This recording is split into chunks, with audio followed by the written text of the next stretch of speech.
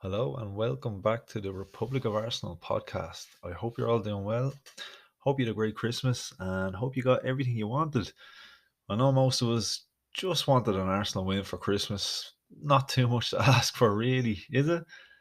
I suppose the way this season has gone, it was probably a fairly big ask. Let's be fair. But look, Santa's been pretty good to us and finally delivered the gift we've all been waiting for. A shiny new set of 3 points, wrapped up with a really positive Arsenal performance.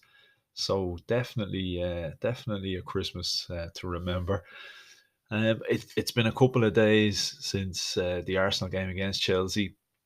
You know, the dust has settled, the reality set in, and still, you know what? I'm absolutely buzzing. You know, this is a feeling that's been missing for far too long this season. I haven't had an Arsenal match experience like that in quite some time. Not even the feeling of winning, because for me this one surpasses the win against Man United. Yeah, that win at Old Trafford, it was great, of course, but we won that by one goal from the penalty spot. It was a tight enough game. It wasn't an awful lot to separate the two sides. It was won on the finest of margins. The Chelsea game, this just feels far more significant, and that's for numerous reasons. If we struggled to score in games, but we managed 3 goals on the night. We've been calling out for the inclusion of some of the younger players, and you know what? We got that. We've been looking for more creativity, more energy from the team. Just give us something. Give us some signs that there's still a bit of fight left in this team. And we definitely got that. Look, I'm not gonna lie. I was beginning to think maybe it's me. Maybe I'm just the jinx, because this is the first Premier League victory I've actually been able to speak about since I began recording this podcast. I started this podcast only back in November. Since that, all I've had to celebrate up to this point was Europa League wins, which, look, are nice. A win is a win, but nothing can compare to a Premier League win against a big six side. So, for me personally, it feels great to get that monkey off my back. But look, I'm not going to rule out the possibility of releasing this podcast maybe after the Brighton game, just to be 100%. You know what I mean? I don't want my inbox being filled with with abusive messages and people telling me it's time to find a new career, or hey, why don't you start up a Tottenham podcast instead, and see, can you get them relegated instead of Arsenal? But we'll see. Maybe I might have to do that, and we'll see how that one goes. But look, I'm going to jump into this game. Team lineups. This was a head scratcher, an absolute head scratcher, because I was seeing some additions that I was really happy about, but at the same time, seeing a few familiar faces I was a bit less keen on. Leno in goal as expected. Bellerin put back into the team, even got the captain's armband. Yeah, I wasn't 100% sold on that one. Rob Holding, partnered by Pablo Marie, an interesting addition. Gabriel ruled out this game. He was supposedly in around someone who was positive for COVID, so he had to sit this one out. As far as I'm aware, he's out for about 3 games. Tierney played out on the left, with Saka and Martinelli on either wing, with El Neni and Granit Xhaka back again in the middle. Again, reservations about that pairing in the centre midfield. Emil Smith Rowe was included in behind Alex Lacazette, so that was definitely a positive. So look, we're going to start with the few concerns that I had. Obvious ones, as I touched on, Bellerin and Granit Xhaka. I'd hope to see Maitland Niles, because, as you probably know from listening to a couple of episodes, I'm a big fan. I also hoped maybe we might get Danny Ceballos instead of Granit Xhaka. It's not that I'm overly sold on Danny. I just didn't feel fully ready to see Xhaka back in the team. And look, it was a significant blow in my eyes going into this one. Gabriel not being able to play, we know he's probably one of our best defenders. But he is by a long shot our best defender. Aubameyang still struggling. He made a return, but only as far as the bench. So the positives. Firstly, Willian and David Luiz ruled out due to a mystery illness, which seems a little bit suspicious given that Gabriel was also missing. And we know the three Brazilian lads are pretty close. I seen on Gabriel's Instagram, I think was it his birthday or something. So look, chances are they were probably all partying together and it's precaution, but you can't exactly say that now because we're not supposed to be mixing households. So yeah, completely believable that they came out with a mystery illness, but we're not going to complain. So look, Arteta claimed that the cases weren't linked, but yeah, either way, I didn't feel it was a bad thing. I was definitely keen to see Pablo Marie get a chance because I still don't think any of us know enough about him. Really hard to make a judgment. I had concerns about him coming into such an important fixture and whether he's going to be sharp enough. But look, I was absolutely delighted to see Martinelli fit to play, considering especially the scare against Man City. That one, I remember watching that one. Oh man, watching that live. Honestly, thought when I seen him hit the deck, seen the replay, the keeper going absolutely through him, the shin guard spinning around to his calf. I thought there and then that's a broken leg. So absolutely over the moon to see he made a full recovery and was able to play from the start of this game. Again, with William being unavailable, this freed up the right hand side, and I thought maybe we were going to see Pepe. I was quite surprised to see Saka moved over to the right, and then Arteta go with Smith Rowe behind the striker Lacazette. So big show of faith from the manager at long last. But look, no doubt some of those changes were a little bit forced upon him, but it's a very welcome sight. And I'll be honest, at times I feel like someone out there is, trying to give Arteta a sign, force him to try other options. He wasn't given much choice either way, but to go out of his comfort zone and try something new. You've got players out with injury, with illness, whatever, suspensions. There's a couple of different variables here, but he's slowly being forced into making a couple of changes that we've all been keen to see, whether he's liked it or not. Been a little bit out of his control, but look, he was greatly rewarded for it on the night. So look, game kicked off, and from the off, I could feel we were up for this. We've been really slow starters in the past, and generally it's been the second half of games where we come to life. Problem is, we're usually kind of already out of the tie by the time we actually switch on and start playing some football. Some of it, as I discussed before, in my opinion, is a little bit of teams easing off and allowing us to play and control the possession because we've offered pretty much nothing in terms of creating chances. So it was evident to me that there was a different energy about us on the night. Within the first 5 minutes of this game, you could sense that, and we were on the attack a couple of times. We had the ball in the Chelsea box about 4 times within the first couple of minutes. We won a corner, and we even gave the keeper Mendy something to catch. Pretty tame effort, but you could see there was a certain urgency about us from the off that I haven't sensed in quite a bit of time. Perhaps the addition of the youth was the kick that we needed in the team. They added that bit of pace, energy, just a general lack of fear that these young guys bring with them into the team. It's always talked about young guys come in, and I think it's a little bit of maybe they don't have, it's not fresh in the memory, prior mistakes that have been made because they haven't made these mistakes, so they just have that complete lack of fear, and they just play their game. Saying that though, as well as we looked from the start, the first real opportunity for a goal came Chelsea's way, and it was a Mason Mount free kick from a good distance from goal. Now we got a bit of luck here because Lennon was definitely beaten, but the ball came off the outside of the post, went out of play. And this bit of luck, we've been missing a bit of luck the past couple of weeks, and I felt that luck was definitely on our side in this game. We've seen things on a real downward spiral, not only in terms of results themselves, but between our own goals, injuries, players getting themselves sent off. It's hard to break the mold when all of this is going on. It's like one bad moment spirals into another, into another, into another, and we just got really caught in a tangle here that we just couldn't seem to get ourselves out of. We needed something big in this game. A couple of minutes later, we saw, perhaps a bit of the rustiness from Pablo Mari. He went into the referee's book for a pretty badly timed foul on Kovacic.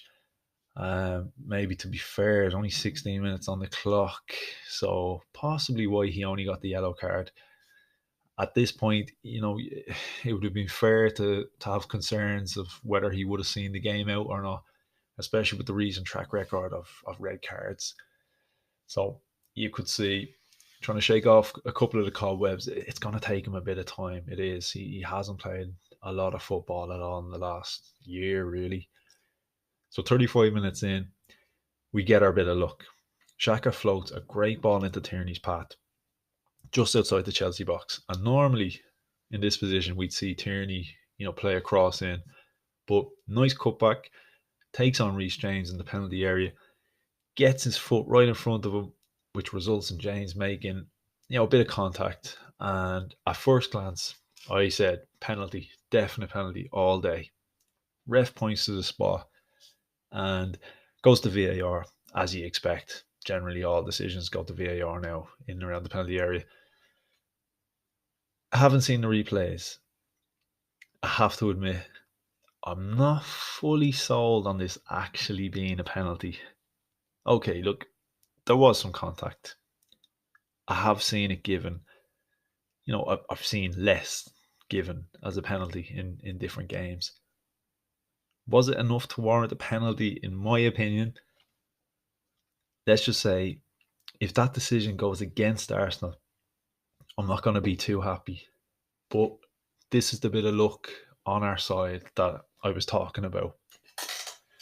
Alex Lacazette steps up, and I'll be honest, just like the Pepe penalty, I felt very calm about him taking it.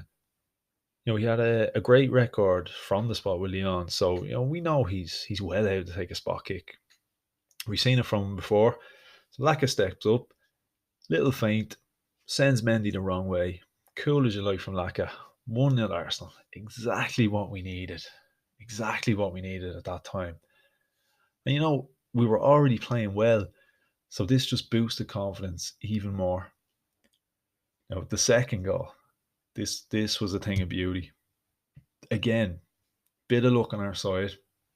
Bukayo Saka, who is just brilliant, absolutely brilliant.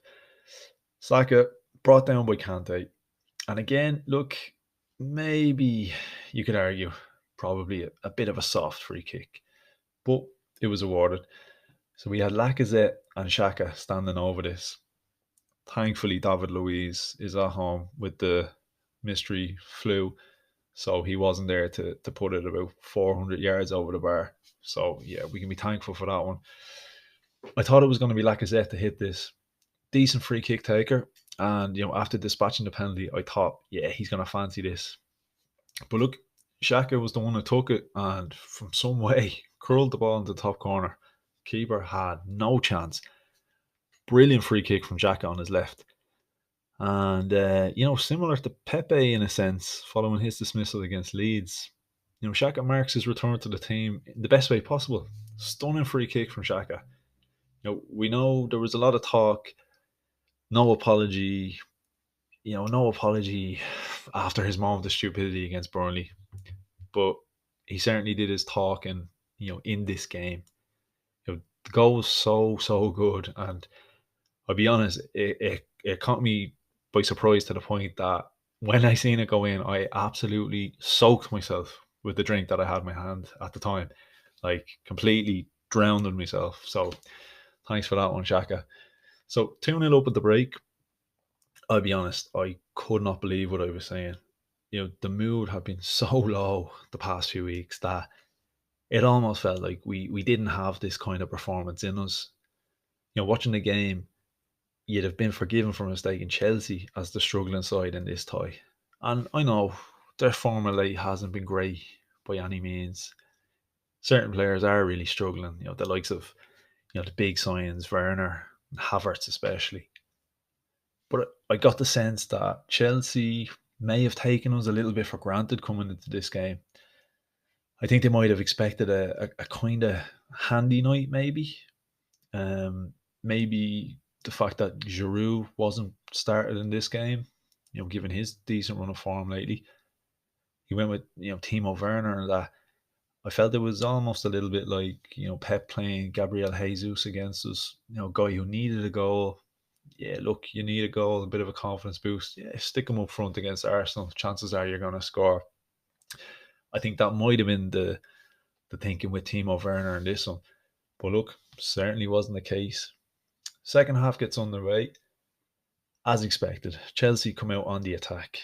Yeah, they look dangerous in the game from crosses. And I felt that at some point Lampard, surely he's going to throw Giroud on. This is the kind of game Giroud absolutely relishes. And I was worried about that, but thankfully for us, like, he was never introduced, so we didn't have to worry at all. And he stuck with Tommy Abraham, and you know, crazy decision. I still can't get my head around why Giroud never got a run out in this game. But thanks very much for the Christmas gift there, Frank Lampard. So 56 minutes in, again, another bit of luck from us. Smith Rowe gives Saka the ball. He makes a run into the Chelsea box, and on his right foot, loops the ball over the head of Mendy, in off the post. 3-0 Arsenal. Mendy totally caught off guard. Now this one, I'm not 100% sure if he meant it or not. You could argue either way. Watching the replay, okay, he does look up. Yeah, he does. You can see Mendy off his line. You can see Saka, play the ball over the top. His head is looking up, yeah. But at the same time, it's kind of hard to imagine he wasn't looking for a cross to a teammate. But either way, ball went in the back of the net. That's all that matters. 3-0 Arsenal. I found myself rubbing my eyes to see, was this real? I was checking my cup to see, did somebody drop something in my drink? Because, this is Arsenal. Like, we haven't won a league game since the 1st of November. We don't score goals, let alone 3 goals. Like, luck was on our side tonight, as opposed to the past few weeks when decisions and things have gone against us. I actually couldn't believe what I was saying, but oh my God, it was a welcome sight. And look, Bukayo Saka. Now, what can you say about this kid that hasn't already been said? Like, this guy, he just keeps on getting better and better, more and more consistent. He's certainly become one of our most important players. And like, at 19 years of age, like, it's crazy to think of the ceiling of potential this kid has. Like, he's going to be a real star. A big shout out has to go to Martinelli and Smith Rowe as well. The energy, fresh ideas that they brought to the side, it made such a difference. And I feel like guys like Xhaka and Bellerin, they had much, much better games because of the youngsters. In a funny way, they seemed a bit more relaxed and more focused on their own jobs, which generally is the opposite when you get young guys in the team, because sometimes you find you have a lot of young guys in the team, the senior players, almost take it upon themselves. I'm probably going to have to cover an extra yard or two that the youngster is not going to get into. I'm going to have to take on a few extra responsibilities. I'll probably have to pick up the extra man here or there. But there's a real maturity about this group that we had on the pitch. You could actually sense the trust from the senior players. Like, they had complete faith in these young guys to perform. Completely trusted them to do their job. And Xhaka, look, he still got some of the usual errors in him. He just looked a little bit more able to focus on himself, and I definitely think that suits him better, because I think we've seen in the past, I think the less we over rely on him, probably the better the performance we're going to get. I think when we expect too much of Shaka, he's only going to disappoint. He's never going to live up to the expectation that we have. He can do a job. He's never going to be the player we all want him to be. But look, he can do a job. So look, as we've seen in the past, even with Bellerin, Bellerin's pretty inconsistent. But I definitely think having Saka on the right hand side, I think we have a better link than perhaps when we have Pepe or Willian in front of him. Saka is going to work much harder, and Smith Rowe as well. The balance, if the balance finally felt right in the team, the team felt a lot less kind of left hand side reliant. Tierney and Martinelli, really good link up. They were working hard on the left, but then you've got Saka and Bellerin on the other side.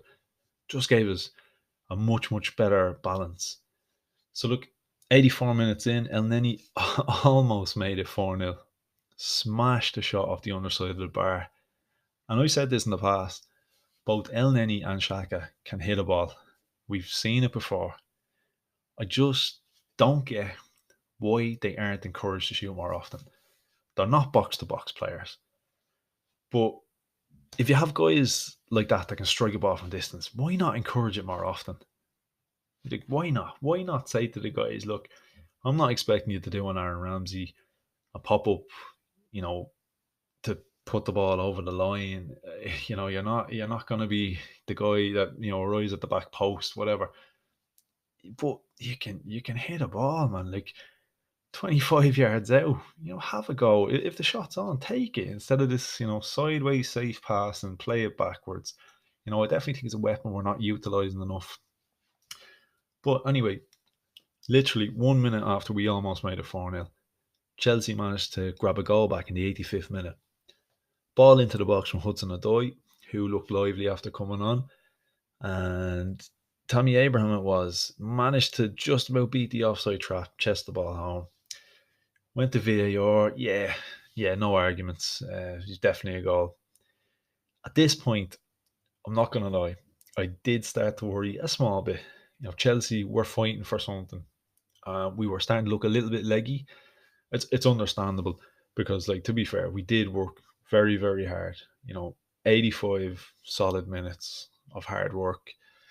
You can understand the guys getting a little bit tired, especially, you take into account the likes of Pablo Mari and, the young lads haven't had a lot of minutes this season. So you can expect that the performance is going to drop slightly. 91st minute, Chelsea awarded a penalty, and at this point, I am literally sitting here shitting myself. I'm thinking to myself, here we go again. So Mason Mount taken down in the box. Again, Pablo Mari, probably lucky not to have been sent off because he was already on a yellow. What can I say? The last 5 minutes of Arsenal games, yeah, man, they really keep us sweating, don't they? But look, once again on the night, luck was definitely on our side. Jorginho steps up the take, and he's a good penalty taker, but in truth, wasn't his best penalty. And look, all credit to Bernd Leno. He guessed correct, made a good save. We held out. Massive 3 points and a 3-1 win at home against a big side. And look, I just can't stress enough how important this result was for Arteta, for the players, for his future team selections, for morale, belief, just for the fans, everything. Like, this gives us a big stepping stone towards the upcoming fixtures. And we've got Brighton, West Brom, Crystal Palace, Newcastle in the league and FA Cup. You'd like to believe that we can take some points, considering what we did against Chelsea. Look, we set the standard now. We've shown we can perform. We've seen the young players can make a difference, and they can step up when they're called upon. This is what I've been calling for a couple of weeks now. I've been saying, we see these guys, they're asked to do a job in the Europa League and they go out and do it. Now, on paper, lesser opposition in the Europa League, but we'll never know if they're ready for the next stage if they don't get their minutes in the Premier League. We've seen them get minutes against a top side. They played against internationals tonight in Chelsea. They played against guys who commanded fees of millions and millions. They put it up to them. They did their job like professionals. These guys are ready. Arteta needs to trust in his entire squad now and not keep playing favourites. He has to give these guys a chance in the upcoming games. If he does, I actually feel positive that we can improve drastically. If he reverts back to his old ways, then I have a feeling results will revert back also. I think tonight, well, sorry, not tonight. This is a couple of days after. But I actually think on the night we saw who really, really actually wants to play for Arteta. Who's here to work hard for the team. We've seen who's hungry for a chance to play, as opposed to maybe who Arteta feels should be playing. I think he feels that eventually his big earners are going to come good for him, but look, that just hasn't happened. So we got Brighton up next. As they say, you're only as good as your last result. This was a massive, massive result, but it's going to be short-lived in the memory if we don't get something from Brighton. I'm going to be back again to review that game during the week. And before I wrap things up in this episode, I want to give a quick shout out. I want to give a shout out to Arsenal Fan Circle. I've been lucky enough the past couple of weeks. I've been, talking away to the guys, getting to know them, and I've been invited onto their show. And they're a really, really great bunch of lads. And if you're looking for some really cool Arsenal content, interesting debates from knowledgeable Arsenal fans, then look, I highly recommend checking them out. And they've also tied me down to a contract. It's an appearance-based contract where, I make an appearance every time we win a game. So I'm definitely going to feature on the next show to talk about this win against Chelsea. And fingers crossed, a lot more wins in the new year. So make sure you check them out. Arsenal Fan Circle on YouTube. So look, I'll be back again very soon. Until then, thanks for listening, and come on, you Gunners.